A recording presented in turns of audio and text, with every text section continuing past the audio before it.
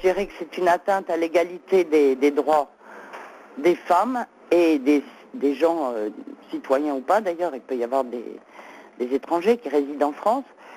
C'est également, je suis bien d'accord, une diminution de leur liberté de se déplacer.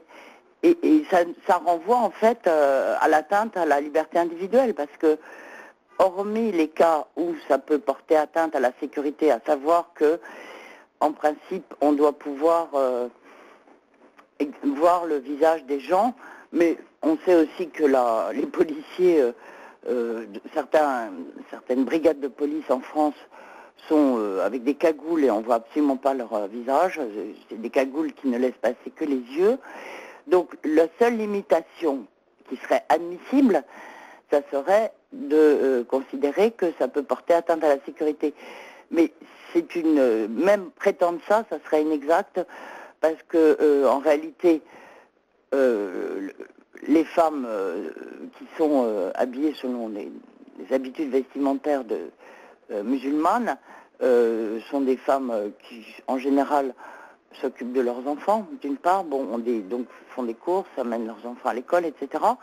Et puis c'est quand même très très marginal en France qu'une femme soit intégralement voilée et qu'on ne puisse absolument pas voir les yeux, ça n'arrive jamais. Donc dès lors qu'on voit une partie du visage, je crois que l'objectif c'est effectivement de faire pression en portant atteinte à la vie privée et en portant préjudice à la liberté de ces femmes-là.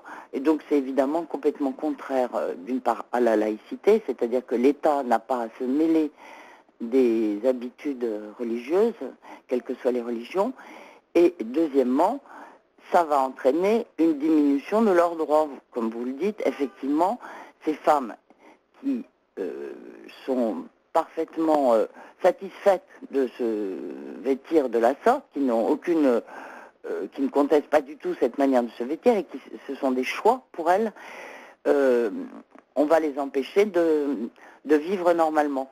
Et j'insiste beaucoup sur le fait que ce sont des choix, parce que les députés mènent des campagnes pour prétendre que ce sont des tenues qui sont imposées par les époux ou la famille.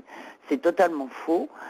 J'ai beaucoup de clientes qui sont des femmes voilées, et ce sont réellement des choix raisonnés de leur part, et elles aiment s'habiller comme ça.